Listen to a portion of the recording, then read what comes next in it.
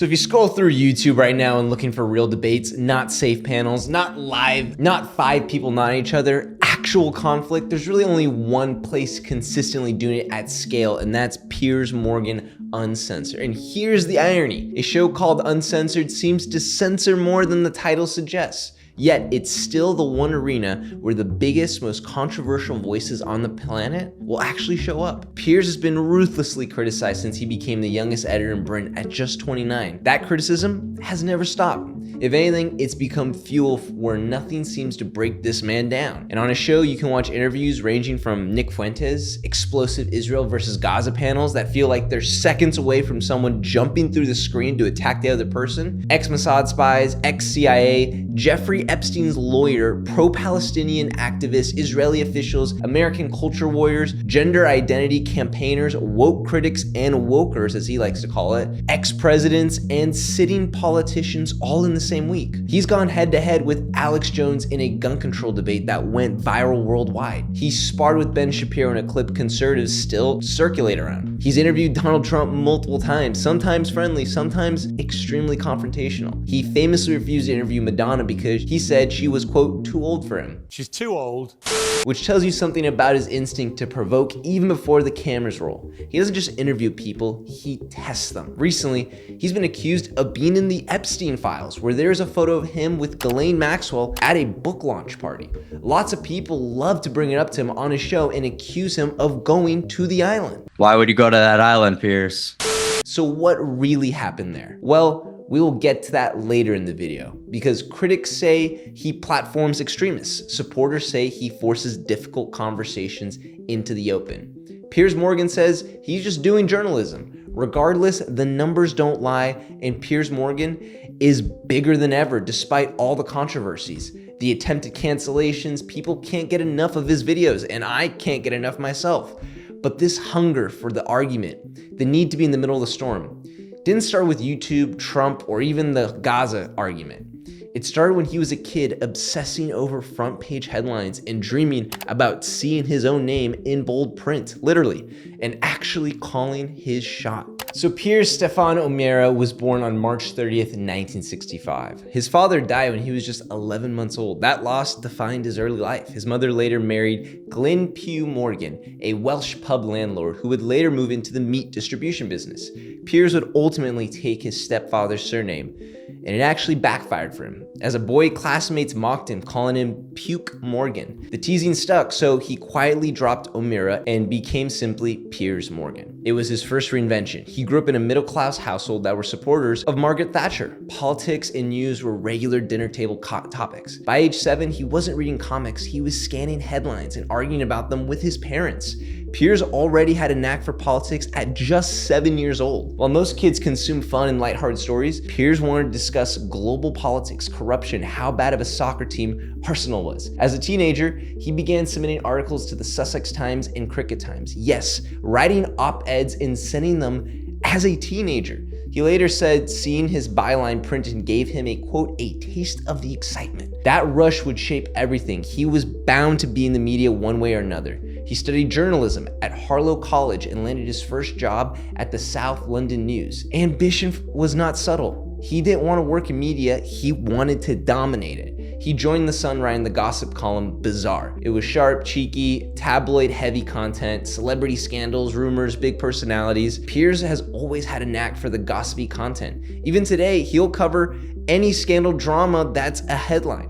So in 1994, at just 29 years old, Piers Morgan became editor of News of the World. 29, let that sink in for a second. Fleet Street was filled with hardened veterans twice his age. Piers Morgan was suddenly running one of Britain's most powerful Sunday tabloids with millions of readers and a direct pipeline into the royal family's private chaos. And the timing couldn't have been more explosive. This was peak royal meltdown. We're talking Princess Diana and Prince Charles run ravenly publicly. Explosive biographies are being written. Secret phone calls were leaking.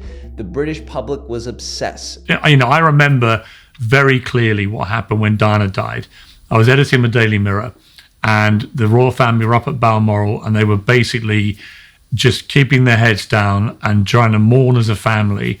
And they forgot it seemed to me, that they have a dual role. It was one of the few times I felt the Queen just missed a beat on this, which is that, yes, you're a family, but you're also public property to a large degree. And the public were grieving across the country for the death of this beautiful young woman, Princess Diana. And it was only after a lot of pressure from the papers. I remember the front page of the Mirror was "Speak to us, Mum, your people are hurting." And the other papers did the same. It was only after that, after 4 days, I think, that they even lowered the flag to half-mast on Buckingham Palace because it wasn't convention. The Queen then came down, spoke to the nation without a tiara, and so on. And also, I did a video on Princess Diana, which I may add is one of my proudest works, so go check that out if you want more insight into that. But let's be clear, despite the drama, Piers Morgan obviously loves it. Incidentally, my brother Jeremy retired as a British Army colonel today after 37 years of outstanding service to his country, including numerous war zones. I got the hair, but he got the balls. And he didn't just report the drama, he loved to insert himself into the stories. He has been quoted as saying, "I love putting myself in the middle of stories." Morgan later admitted in interviews, including with the BBC, that he loved being at the center of the action.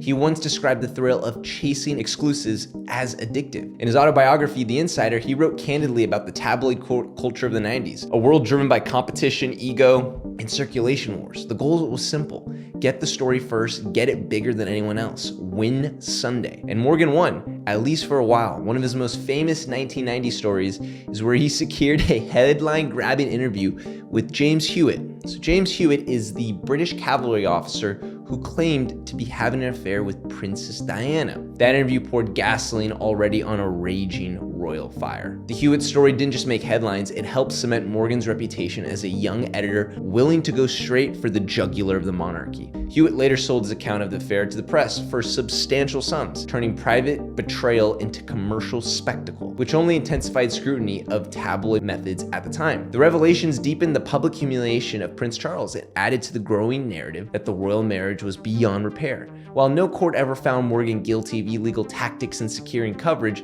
the episode became an early example of how aggressively he was prepared to compete in the royal media wars of the 1990s. Piers Morgan thrived in that environment. At the time, rival papers like the Sunday Times were also battling for royal bombshells. One of the biggest flashpoints involved advanced copies of royal biographies detailing Charles and Diana's collapsing marriage, material that could shift public opinion overnight. Morgan's paper wanted the scoop, or should I say Piers Morgan wanted the scoop. Now, many of the specific allegations from that era are hard to fully verify. This was pre-social media, pre-iPhones, pre-everything being recorded, so Fleet Street ran on whispers, favors, and back-channel deals. But according to accounts that later circulated in media circles, when rivals had early access to explosive material, Piers Morgan allegedly enlisted the help of a female associate to obtain a copy before publication, effectively leapfrogging competitors and allowing news of the world to splash the revelations first. That female insider tied to stealing royal material to senior figures inside the paper's orbit was Rebecca Brooks, then Rebecca Wade, who would later become one of the most powerful executives in Rupert Murdoch's UK media empire. Brooks went on to face arrest and trial during the 2010s phone hacking scandal, though she was ultimately acquitted of the most serious charges, which we will get to. No court ever established that the manuscript was stolen in relation to the royal biography battle, but the episode became part of the broader legend of how fiercely competitive and ethically blurred Piers Morgan and that time would divulge in. And imagine, Morgan was its youngest guy, playing the game at full speed. The Daily Mirror's not very gung-ho, are you? It's all a load of nonsense, and it's major trying to get some popularity at the last minute. You're very left-wing for a man who used to edit the News of the World.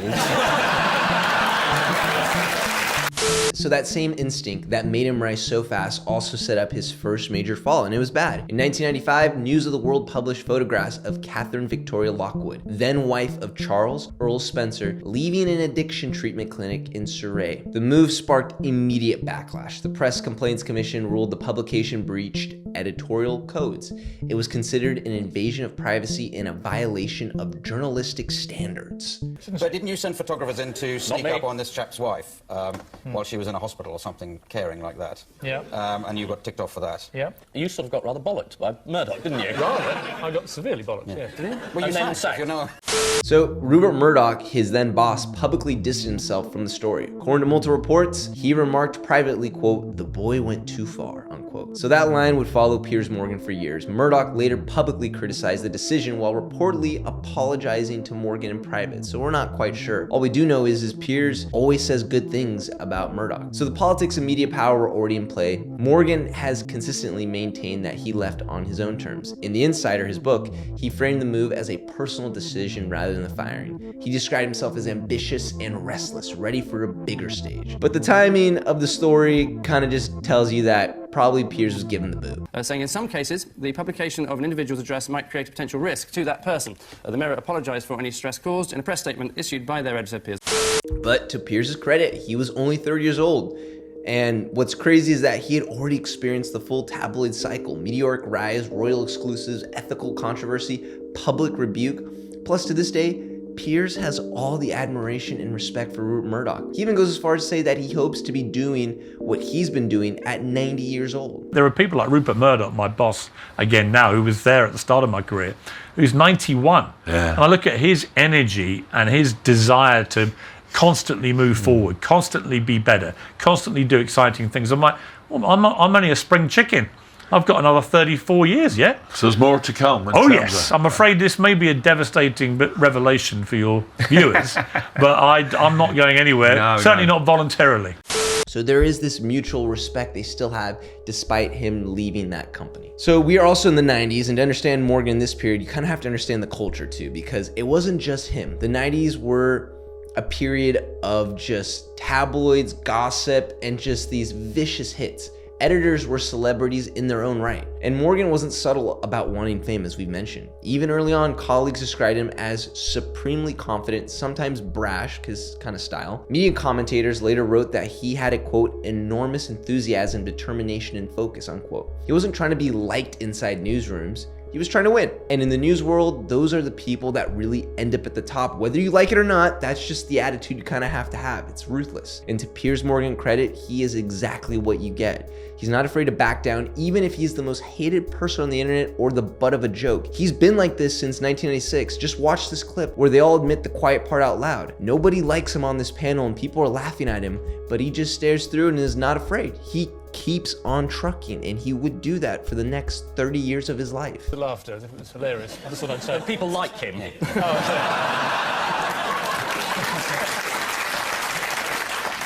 Very good. And the thing is, most editors, when they get a hit piece like that, they kind of flame out at 30, disappear quietly, especially after a royal scandal or something of that caliber.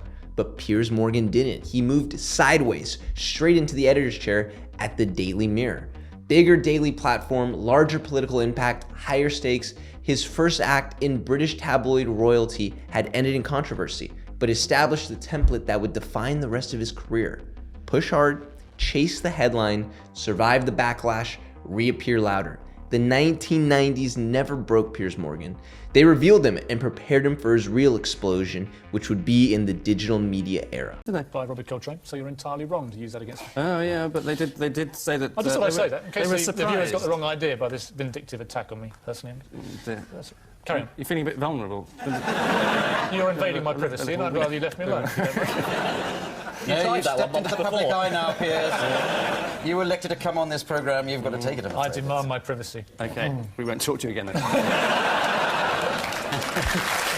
So when Piers took over as editor of the Daily Mirror in 1995, he was just 30 years old. Again, 30. Still barely older than most of the reporters, now running Britain's most influential daily paper. If news of the world made him a prodigy, the Mirror made him a power player. Here we go, right into Piers' next controversy. With Piers, just expect headlines, and that's no dig at him, that's just what he is. In 1996, ahead of England's Euro 96 semi-final game against Germany, the Mirror splashed the now infamous front page, Achtung, surrender. Definitely not Piers' best work. The headlines you can see on a screen parodied World War II imagery and included mock militaristic language aimed at Germany. It was loud, brash, and pure tabloid theater. But here's the funny part, Germany won the match. The backlash was immediate. Critics accused the paper of tasteless nationalism. Morgan later apologized on television, saying it was meant as humor and not intended to offend. But the episode showed something important about Morgan's editorial instinct. He loved to provoke. He liked boldness. He believed headlines should punch.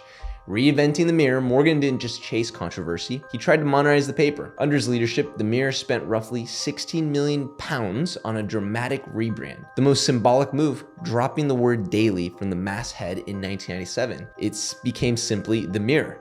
Sleeker, more contemporary, more confident. The gamble didn't fully pay off and was later reversed, but it reflected Morgan's mindset. He wasn't there to maintain tradition, he was there to reshape it. He's a paradigm shifter. Media commentator Roy Greenslade wrote that Morgan's enormous enthusiasm, determination, and focus, quote, made a huge difference to the paper. Inside newsrooms, he was seen as energetic and hands-on, sometimes charismatic, sometimes combative. He thrived on pressure. Then came 2000. Morgan purchased £20,000 worth of shares in the tech company Vigeland shortly before the Mirror's, quote, City Slickers column tipped the stock as a strong buy. The share price rose sharply after publication. It looked bad. The Press Complaints Commission ruled Morgan had breached the code of conduct on financial journalism, kind of like the insider trading we're seeing with our Congress leaders. He admitted the timing was a mistake, but denied insider trading. 2 journalists associated with the column were later sacked for their breaches. In 2004, the Department of Trade and Industry completed its own investigation and cleared Morgan of criminal wrongdoing. But the detail that stung was this. During later court proceedings involving the columnist, it emerged Morgan had invested more heavily than first reported, up to £67,000, and had done so under his wife's first name. Legally cleared, reputationally bruised, it reinforced a growing perception that Morgan operated close to the line. And then in 2004, as the Iraq war waged, the Mirror published photographs that appeared to show British soldiers abusing Iraqi detainees. The images caused international outrage. Morgan stood by the story. He publicly defended the paper's reporting, insisted the images were authentic. He had always been a critic on the War of Terror. Days later, the British military declared the photographs fake. The backlash was immediate and brutal. Morgan was fired for this. Here he is reflecting on his firing from that time, though. I think this clip is very insightful because it shows that, despite his beliefs, there was a mistake there. I was like 38, I think, when I lost the Mirror job. Yeah. I've been lucky, I think, in the sense, very grounded family, Yeah. big family. And they've always been very on the level, whatever's going on with me, good, bad and ugly. Yeah. I've got 2 brothers, one of whom has just retired as a British Army officer after 37 years, a few tours of Iraq and Afghanistan and so on. So he's always laughed at me about pressure in television or newspapers. Sitting in your desk in Canary Wharf as a Daily Mirror editor or doing Good Morning Britain. Don't talk to me about pressure until you've been in a tent. It reminded me that. He later claimed he believed the photos were genuine at the time and has long suggested his outspoken opposition to the Iraq war made him politically inconvenient to the British government. Critics argue the issue is editorial, judgment, not politics. Either way, after nearly a decade at the Mirror, his tenure ended abruptly. He had risen fast, dominated headlines, survived scandal after scandal, but this time he didn't land sideways in another newspaper office. This time, the next chapter would move him out of print entirely. Television was waiting Piers Morgan. So in the 2010s, we have America's Got Talent UK, which he was part of, his times with Simon Cowell, and he did all this kind of gossip, drama-y stuff.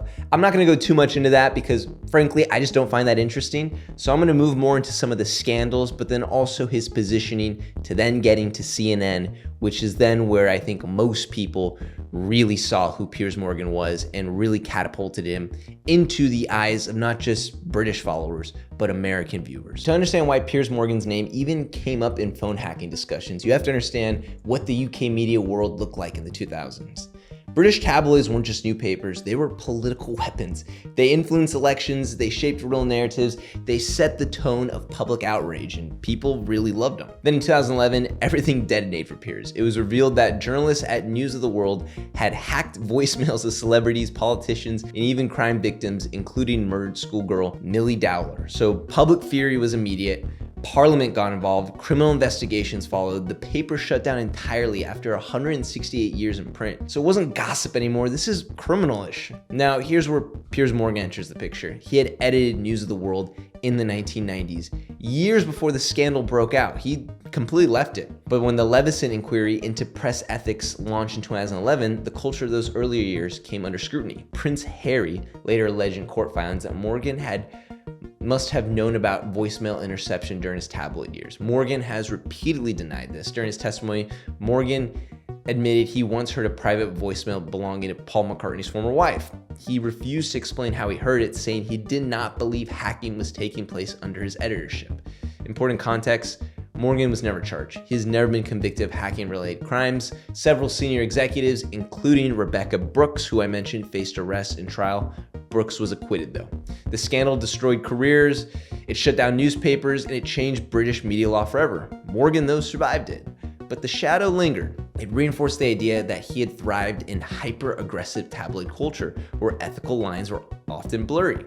So when Morgan moved to the US and took over Larry King's time slot at CNN in 2011, I think this is where he really explodes into the American viewer's eyes. He stepped into a completely different environment, especially since now it wasn't Britain, it was America.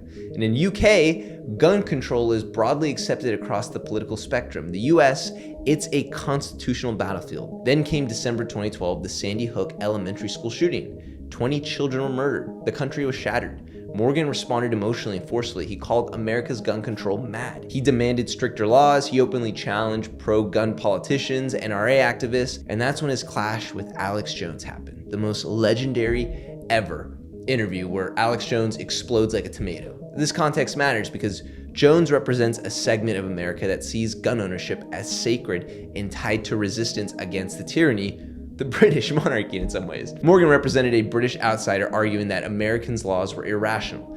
This interview exploded because it wasn't just two men arguing, it was two cultures colliding and exploding. Plus, Alex Jones, whether you like him or not, is just hilarious. Petitions were launched calling for Morgan to be deported. Hundreds of thousands signed them. He became a symbol of foreign elitism to some conservatives. Ratings struggled. In 2014, CNN canceled the show. But before canceling, Piers had some pretty incredible interviews, from Jesse Ventura going all in on a 9/11 conspiracy, maybe theory, which to this day has some validity with recent discoveries. A legitimate investigation to find out what exactly happened on 9/11. How did they know who did this so quickly like they did Lee Harvey Oswald?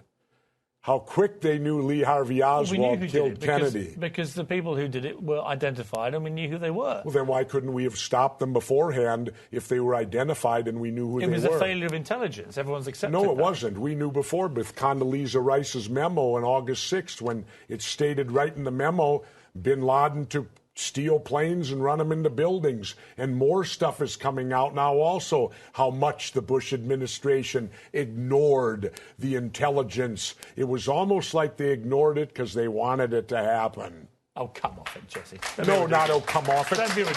Wait a minute. Every war fought starts with a false flag operation.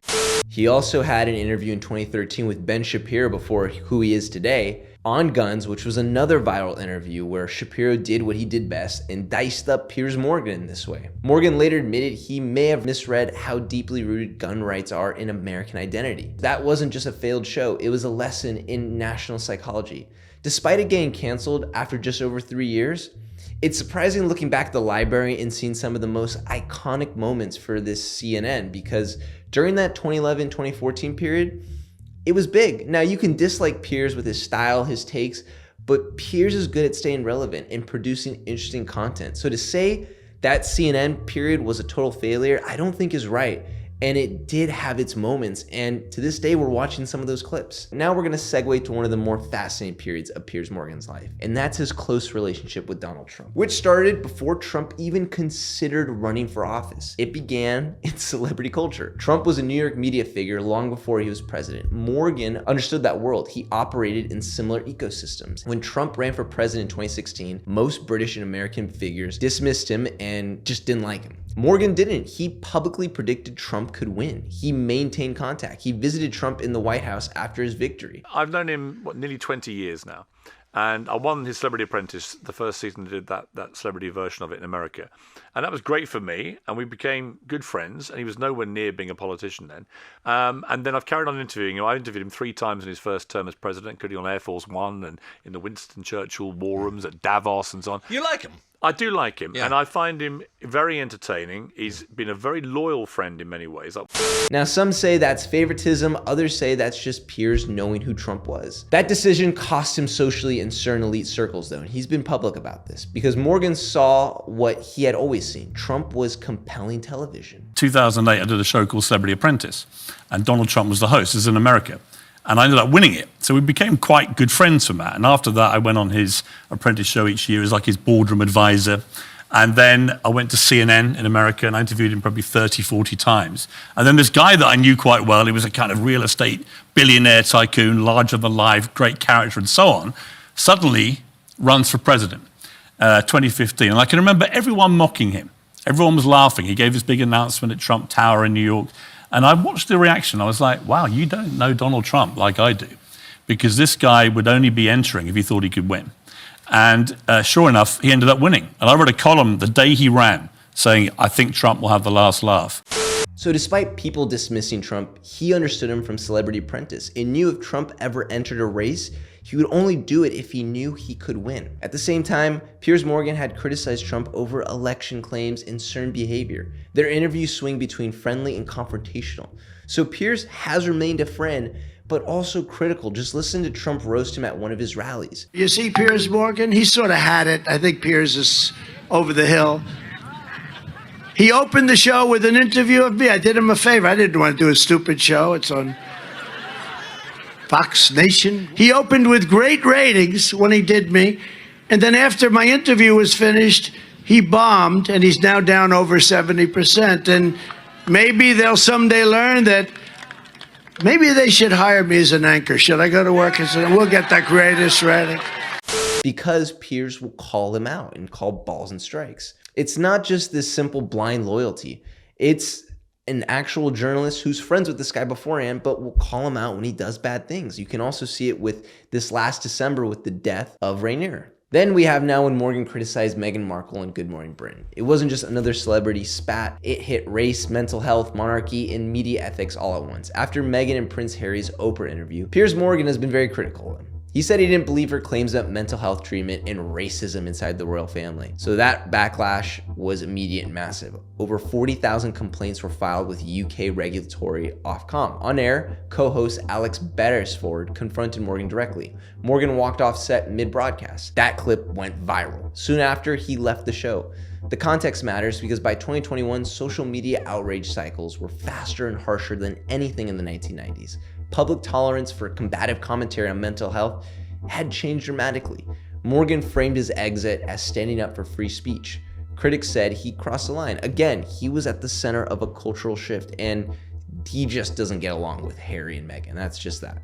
So when you add context, a pattern becomes clear. The 1990s was a ruthless tabloid wars in a pre-digital era. 2000s, ethics scandals and war controversies. 2010s, cultural polarization in America. In 2020s, social media outrage cycles and ideological tribalism. So Morgan has always been at the center. He seems to emerge strongest during periods of cultural fracture, but he's always there. All right, so now we get to today, and this is the part you probably all came for, and this is in 2022, Piers Morgan launched Piers Morgan Uncensored. This is the current form of Piers Morgan, as you will get, where he's having these panels and all these debates, and he's really targeting the younger audience. We get people to debate whether it's the US election, whether it's the Israel-Hamas war, whether it's P. Diddy, whether it's the royal family, whatever it is in the news.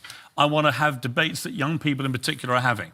It's no longer confined by traditional broadcast boundaries. He doesn't have anyone overhead. He's his own boss. He books guests others won't touch. He has far-right activists, Israeli defenders, Palestinian advocates, conspiracy theorists, presidents, cultural critics. He debates gender, identities in sports. He challenges progressively activists. He criticizes what he calls woke excess, and he is probably one of their biggest critics. He also challenges conservative figures and has publicly clashed with Trump, as we mentioned. This is who Piers Morgan is today, and it's very important important because he is arguably one of the most important figures in independent media. And it's interesting because a lot of people will accuse him of platforming extremists. Others argue he forces conversations mainstream media avoids, and he leans into confrontation. He doesn't pretend neutrality. He claims fairness means letting everyone speak and then pushing back hard. 3 decades in, the formula still hasn't changed. He's the same guy, if you haven't noticed. He puts himself in the middle, he asks the provocative question, or he asks you what you've said, and he refuses to back down. It's so smart. He understands people are watching on YouTube, and he decided he needed to make the pivot, and he knows it's the future, and he wants to be at the start and not the finish. Piers knows how to keep his finger on the pulse of the culture. There's been a real sea change. It's the future, it's the way everything's going, and I wanted to be at the start of it, not the finish. So real quick, in his personal life, which I'm just gonna be brief about, because I don't think this stuff's necessarily interesting, but Morgan's first marriage lasted a decade and he produced 3 sons. He frequently praises publicly. In 2010, he married journalist Celia Walden. They have a daughter and divide their time between the UK, New York, and Beverly Hills. And that's all I really want to talk about his private life. He seems to have a great relationship with his kids, and that's awesome to see despite all the media attention. So here's what's so crazy. What would make him controversial in the past isn't who he really is today. In fact, I would say he's become less controversial with his takes. In fact, the majority of people agree with him, like me, on most of his ideas. He's pretty middle of the ground. It's just that so many people online have gone crazy, and there's so much more craziness that gets highlighted. Here he is, totally spot on what he believes is why he's big right now, and I couldn't agree more. Nearly 10 million people have come in illegally in the last 4 years. But actually, he talked about this when he won. He represents to a lot of Americans a core of common sense, he called it. And I think I'm the same. You know, people say to me, oh, you're so controversial. I'm like, well, which of my opinions is actually that controversial? I'm not saying he's the voice of reason. That is Jesus Christ in the Bible, which I encourage you to go read. I'm just saying most of his takes are pretty solid, and people get mad at him because they can't name a single controversial take, which is hilarious. Just look at this guy completely shut down after Piers asked him to come up with a controversial take he has. Which of my views do you think are so wrong? I would say... Patrick, how long have we got? How long? Literally, how long He's have we running got? down the clock. You see my point? I'm not running down the clock. Now you're struggling, right? Because No. you know I'm controversial, but you can't remember why. A lot of the time it's because he's associated with Trump, and they dislike that, so they want to get mad at him. But let's be honest, we're living in the most sensitive era of media ever. Everybody wants to say something bold. Nobody wants to defend it. The second they get pushed back, it's quote, hit piece. It's quote, you're acting in bad faith. It's quote, you're twisting my words. This is exactly where Piers thrives because his whole move is simple, almost annoyingly simple. He just plays your clip. That's it. Or he will just read back your words. Now, I've watched all these interviews and people love to tweet the quote viral spots or the moments where Piers looks bad or the guest looks bad. But in all these cases, most people haven't watched the full video. And he just repeats what you said or what you did. And almost all these people get rattled, upset, and try to either change direction of the conversation or start to belittle Piers and attack him. I'm not saying these people are wrong by any means, nor are right, but when they make statements and they can't confront it, it just seems you're doing things for clicks, or you know you said or did something wrong, and now you just don't want to back it. You see it when he's interviewing Nick Fuentes, already a very controversial figure, but when he's repeating his words back to him, you just see the response is deflection and trying to bring down. People talk about, well, you know, what about the gas chambers? Well, to the extent that that's real, I find that hard to believe, but to the extent that's real, there have been atrocities committed and genocides committed in all times and all places. Let's acknowledge why Hitler casts the long shadow. You think that's funny? It's funny. It's amusing what you're doing because, you know, that one was a joke. But do you want to talk seriously about the Holocaust? Yeah, I do actually. I mean, I do because I just find it extraordinary that you would think the Holocaust could ever be something that we could joke about. You can even see it with Sneeko. When he had Sneeko on and he's interviewing Ye and he's asking Sneeko about his affiliation with, quote, Nazi Hitler things. Why are you happy to be associated with somebody like that out of interest? I'm not going to speak on his art and his vision while I'm asking you why you're happy to be associated with somebody who most of the world believes is now a rampant anti-Semite. Well, you're associated as well. Your show's called Piers Morgan Uncensored. Yeah. You tried to get him censored on X. And here you are on the days we're going to release this song doing an interview with him. So we're all involved here. It's not like I'm the only one complicit. And then recently you see it with Roger Waters, that of Pink Floyd, where just watch the clip yourself. It's just, he's kind of hard to listen to. You told The Independent, Ozzy Osbourne, who just died, bless him, in his whatever that state he was in his whole life, we'll never know. Although he was all over the TV for hundreds of years with his idiocy and nonsense, the music, I've no idea. I couldn't give a fuck. I don't care about Black Sabbath. I never did. Have no interest in biting the heads of chickens, whatever they do. I couldn't care less, you know. Do you think that was empathetic? Independent Inc. is a podcast that a guy called Mr. Fish, that's his professional name, and he's an illustrator and cartoonist. He does all the drawings for. Yeah, but Chris this is all Hedges, irrelevant. I don't understand why. Excuse me. When No, Ozzy it's Osbourne not. has just died, It's why not. would you trash him like that? It's great because he gets people on both sides of the aisle. This is what makes him awesome. Even a Congress leader of my great state of Florida said some egregious things about Muslim and is called out with his quote, and he still denies and he won't answer it. But you see, if only you had phrased yourself exactly how you've just phrased yourself, it wouldn't have caused half the outrage it caused, because you qualified it by saying that. Muslims who hate. Well, no.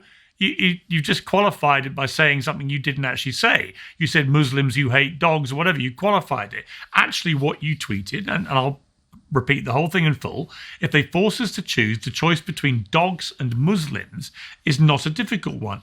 And then there's the most recent moment involving a guest known as Clavicular. I guess he's this guy that's into making himself look good, which picked up a lot of traction online. So during this interview, Piers questioned about listening to Ye's highly controversial quote, Heil Hitler track.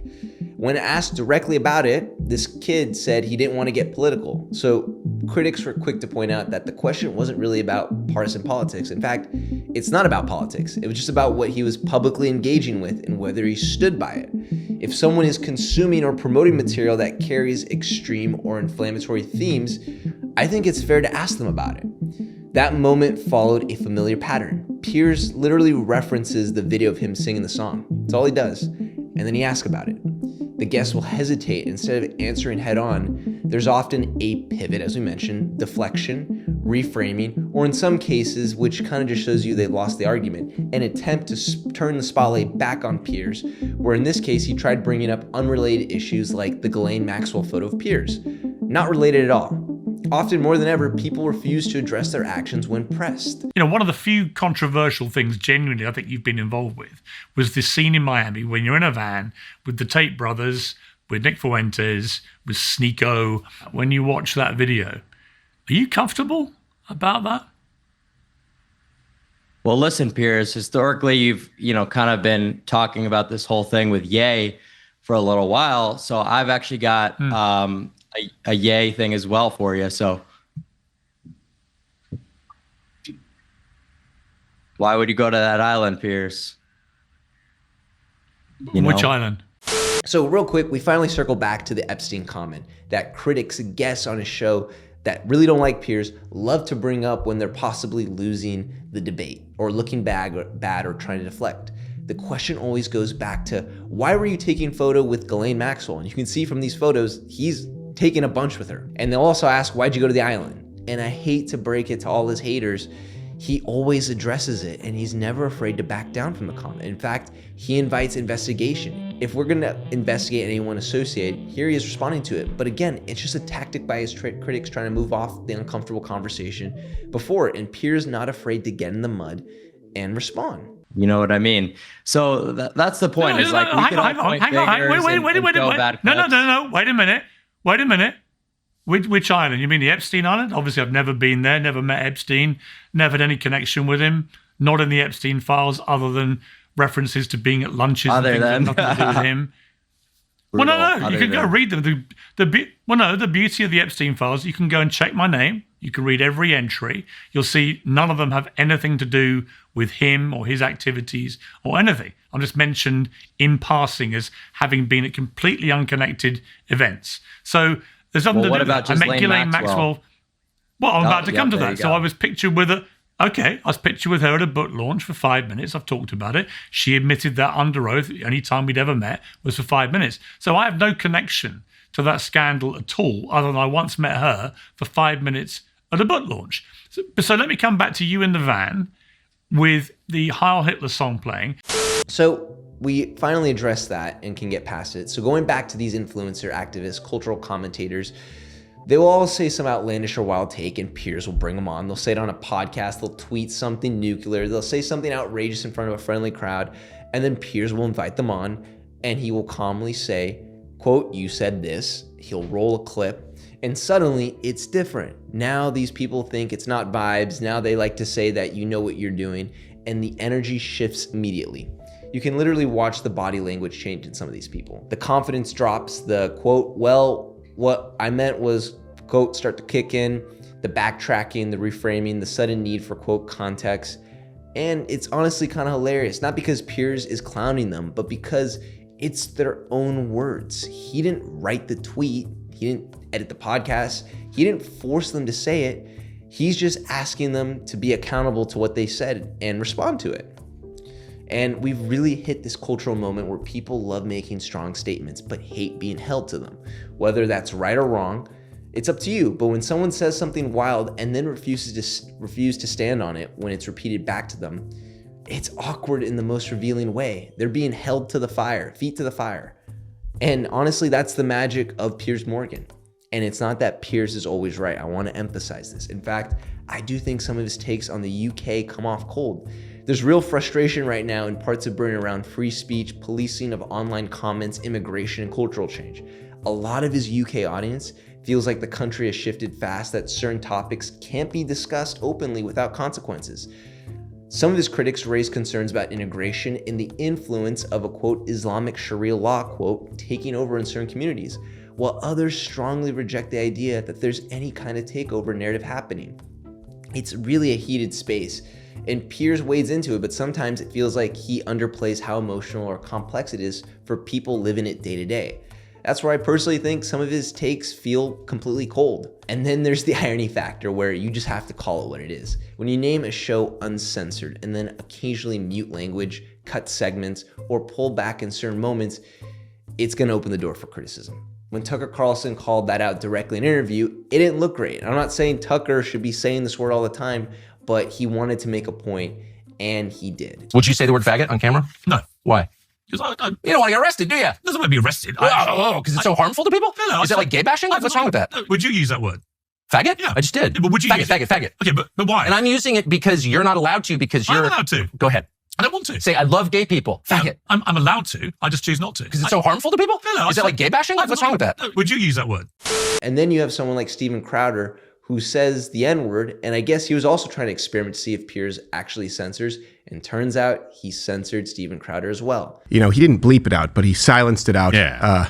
I dodged a bullet. So here's the actual clip and what I actually said.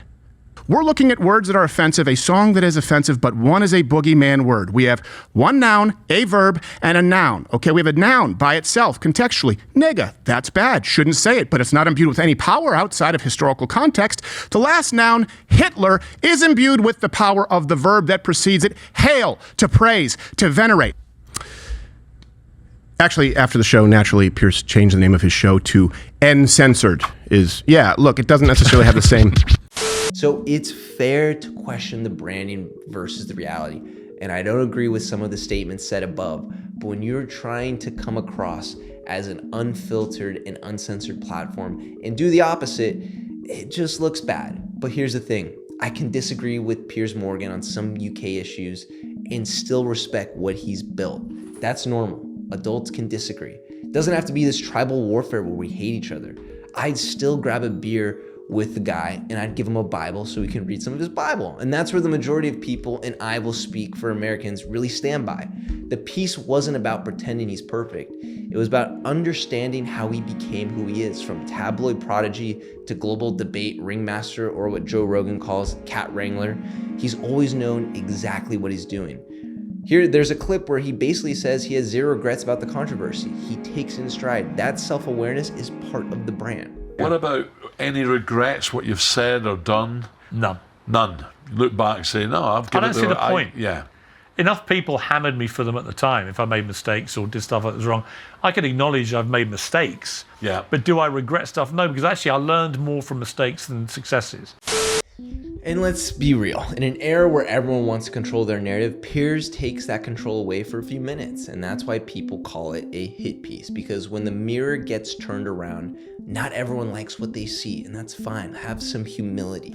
Now, we'll cover more stories about Piers Morgan, especially his recent viral conversations, but this was just the biopic on his life. I'm gonna end this video with a clip where he pretty much knows exactly what he's doing and he takes it in stride. So, hate him or love him, you still watch. Thank you for watching. If you haven't already, please like, comment, subscribe. We're on the road to 100,000 subscribers, so please do that for me. God bless, and I'll see you in the next one. Peace. This is it. I appreciate all the fans I had.